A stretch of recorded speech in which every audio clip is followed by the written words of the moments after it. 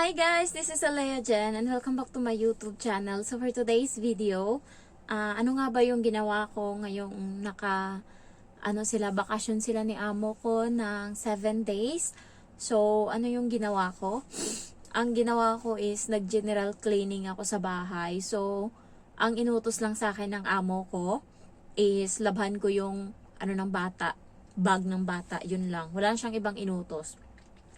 So, tinatanong ako ng iba, lalo yung mga kakilala ko, kung ano daw yung inano sa akin ng amo ko, binilin, kung ganito ba, inutusan ba ako na ganito yung gawin. So, yung amo ko is hindi niya ako ginaganyan. Nung unang alis nila, inutos niya lang sa akin is, labhan ko yung konti lang, yung mga bag niya, ganyan, yung mga ginagamit niya kapag hindi siya nagbabakasyon, yun daw yung labhan ko. So, tumagal na nagbabakasyon sila sa isang taon kasi 3 or 4 na beses sila nagbabakasyon.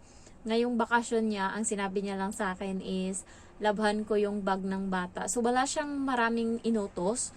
Ako na lang, alam niya kasi sa sarili niya and alam niya na kahit wala siya, is gumagawa ako sa gawaing bahay. So, nag-general cleaning talaga ako. Pag alis niya, hindi ako nagwalis, hindi ako nagmap sa bahay. Yung daily routine ko is hindi ko ginagawa nung pag-alis niya. Ang ginawa ko is, ngayong araw, sa sala muna ako naglinis, lahat-lahat, mga cabinet, lahat tinanggal lahat. And then, pangalawang araw, naglinis ako sa kwarto ng bata. Maraming laruan doon, so isang araw kong nilinis yun. And sinama ko na din yung pangalawang araw yun. Pangatlong araw is itong kwarto ko, tsaka yung kusina.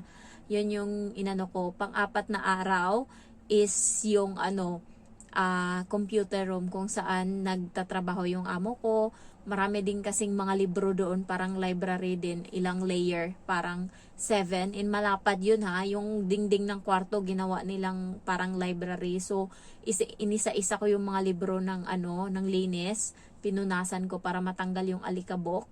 And then, pang-5 araw is yung kwarto ng amo ko, na doon sila natutulog. So, nilinis ko, pinagtutupi ko yung mga damit nila doon sa drawer, ganyan. So, may 2 drawer lang doon na kahit bukas, hindi ko binubuksan or tinignan ko lang, binuksan ko, pero hindi ko ginalaw kasi nga, yun yung isang drawer is amo kong lalaki. So, hindi ko alam kung anong meron doon. Pero hindi naman sinabi ng amo ko na pwede kong linisin or pero hindi ko na lang ginalaw. Hindi naman siguro sila magagalit kasi nga pinoprotektahan ko lang yung sarili ko kasi sa room na yun is may CCTV pero hindi nila kinabit. So may tiwala sila sa akin. Doon sa kwarto mismo nila, hindi nila nilagyan ng may CCTV pero hindi nila sinaksak. So yung isang drawer naman is nandun yung mga gamit ng amo kong babae, mga kung anong anik-anik niya, tsaka may mga pera doon na mga mga yung hindi pa gamit na pera, yung sobrang lutong. So, hindi ko, parang,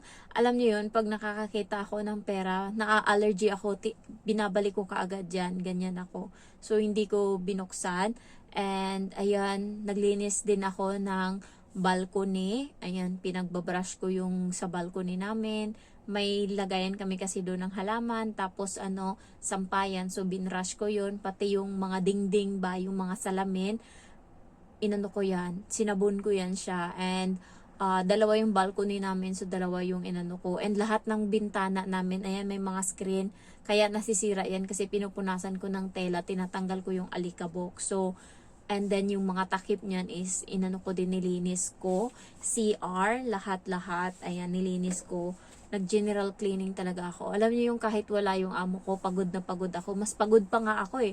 Alam niyo, natatapos ako nung nakaraan is 10:30 na, kumakain ako ng hapunan 10:00 na kasi nga tinatapos ko muna yung trabaho ko. Pero sa umaga naman nagigising ako ng 8:30 na. Nag-a-alarm ako ng 7:15 pero hindi ko siya naririnig ko siyang nag-alarm pero pinapabayaan ko siya. Yun yung kinakatakutan ko. Baka pag bumalik na yung bata sa pag-aaral tapos wala na akong paki-alarm sa alarm, kailangan ko pa namang magluto. So, inaano ko yung sarili ko. Kaya kailangan pagka may pasok na uli yung bata, 2 cellphone yung gamitin ko. Yung iPhone is sobrang lakas niyan.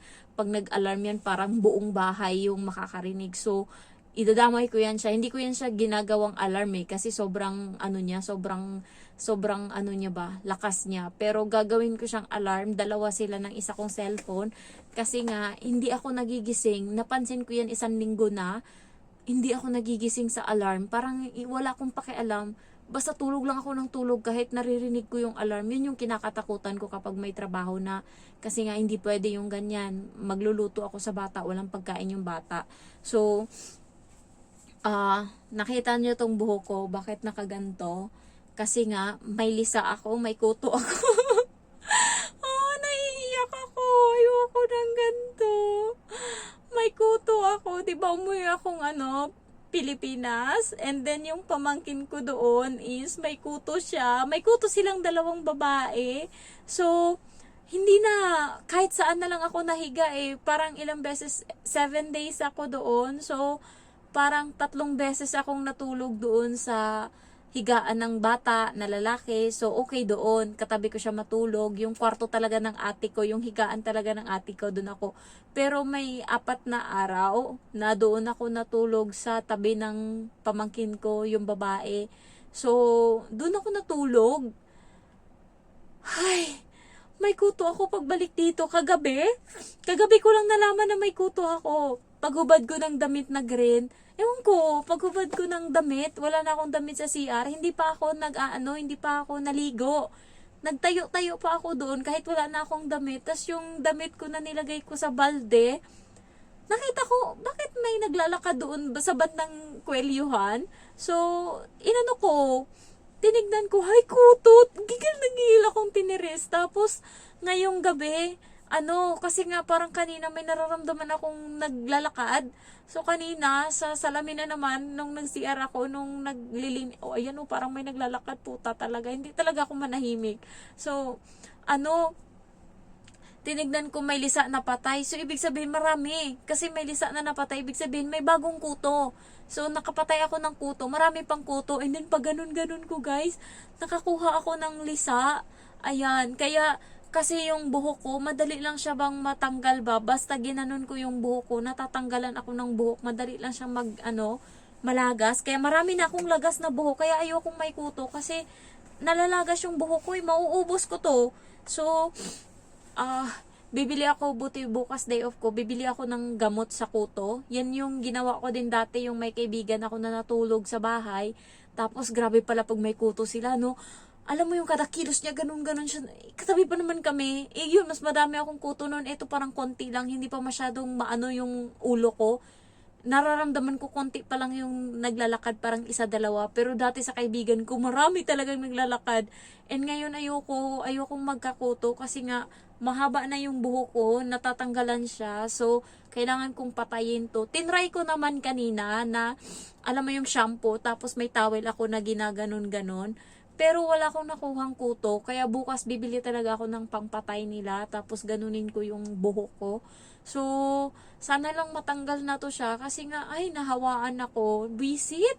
Doon kasi, hindi kasi ako pwedeng matulog doon sa bahay ng kuya ko, kung saan yung patay, kasi nga, may ilaw. Nandun yung bata na tutulog, so magigising ako kasi iiyak yan. Tsaka, ayoko nang may ilaw. So, pag doon ako sa bahay ng ate ko na namatay, so, pwede kong mabunot yung ilaw doon. Nahayaan ko yung mga pamangkin ko kung magreklamo sila na walang ilaw. Pinapatay ko talaga kasi nga, hindi ako nakakatulog ng may ilaw. So, yun nga, nagkakuto ako.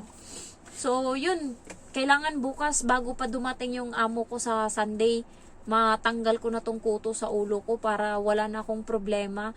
Grabe, makaka-disturb siya. Dati makati lang yung ulo ko kasi sa dandruff. Ngayon iba na yung kati ng ulo ko, hindi ko na maintindihan. So, ayan, mag-iisang oras na akong nagtatanggal-tanggal ng lisa. So, nakakakuha naman ako, pero hindi, alam mo yung paisa-isa lang. Ayan, kasi hindi ako marunong magkuto-kuto.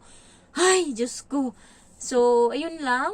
Ganun ko lang naman yung yung amo ko. Tapos, wala, nilaban ko lang yung mga tsinelas namin, yung ganto. Ayan, maputi na to. Nung nakaraan, grabe talagang itim. Tsaka, ilang araw akong hindi nagmap. Pagka ilang araw kang hindi nagmap pala, sobrang dumi na ng bahay. Sobrang dumi na ng bahay. As in, nagmap ako kahapon, sobrang dumi ng tubig, ng map.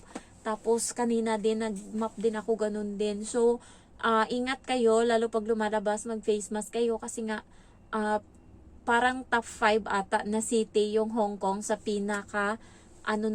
pinakamaduming hangin ngayon. Parang may air pollution yung Hong Kong. Kaya akala natin fog yung nasa 'di ba? Fog yung kada umaga or hanggang hapon na parang ang itim-itim ng maulap, pero yun pala air pollution pala yan.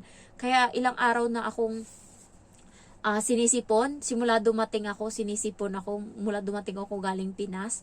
Ngayon wala masyado, hindi na ako nagsisipon kasi nga pinangsasara ko na yung mga bintana.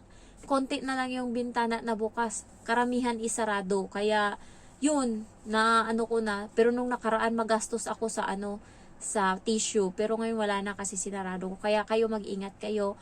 And also, ano pa ba? Yun lang naman yung ginawa ko. And ayan, darating yung amo ko. Pinangbrasan ko ng basta lahat nilinis ko talaga. Nag-general cleaning ako.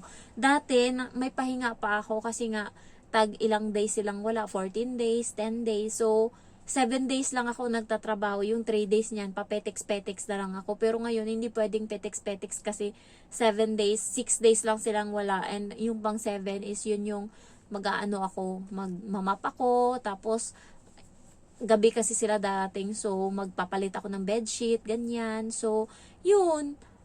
Nalinis ko dito yung kwarto. Nalabhan ko na lahat ng mga pang-winter ko na damit.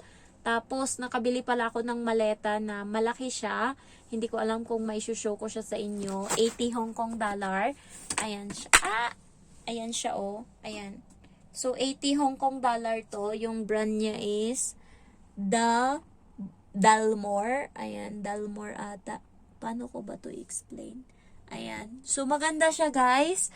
And, ayan, 80 Hong Kong dollar ko lang. Mas malaki siya sa isa kong luggage na small. So, hindi na ako bibili ng luggage pa uwing Pilipinas.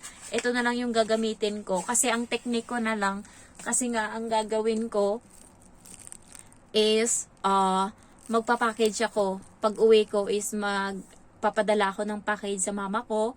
And yung iba is ibibigay ko sa Manila. So, magpapabili ako sa amo ko ng ticket na may 20 kg. Pero yung 20 kg na yun, isa Manila ko ibibigay sa kapatid ko. Tapos yung sa mama ko naman is dun na sa package na iparating ko. Tansyahin ko lang na yung dating ng package and yung uwi ko is sabay. So, ayun lang guys. Thank you so much for watching and I love you all. Bye-bye.